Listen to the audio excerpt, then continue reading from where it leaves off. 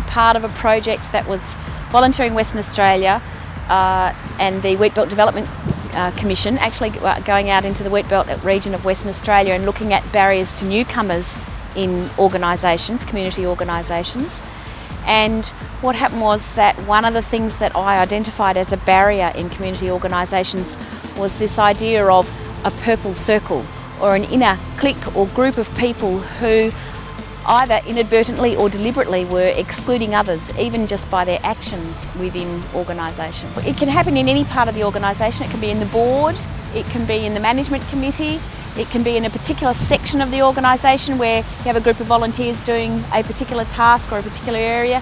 It can actually also be in the paid staff part of the organisation. That can happen in the footy club or the cricket club or in the school canteen or whatever. It's not confined to one type of organisation or country or city, or it's a universal thing.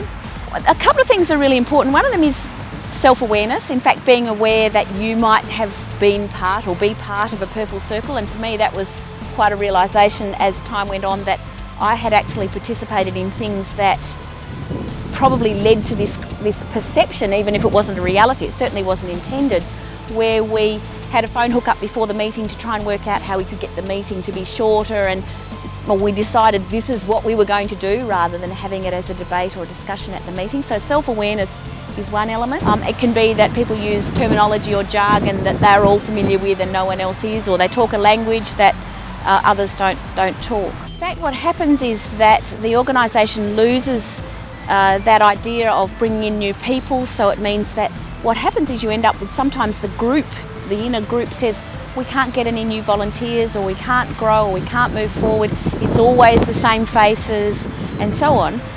But in fact, to some degree they're creating that for themselves, so you end up with not a succession for the organisation.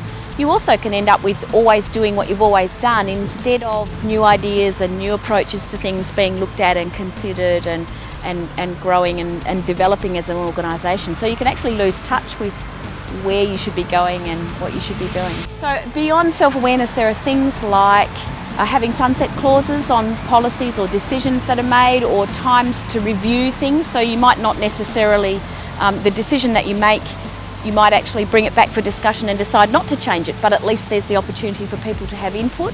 And there are also other things like opening up for discussion. And one of the big things for me is that a lot of the time where these subjects are taboo, we don't go and talk to the people who are creating the purple circle or the barriers, actually because it's a little bit confronting to do that. But often it's actually about raising the awareness amongst people that this might be a possibility, and looking at, okay, well, what are the sorts of things that we do that might actually lead to that perception, whether it's deliberate or not. It's a perception thing that plays an important role. There are no magic pill answers, and often a lot of it is just about communication.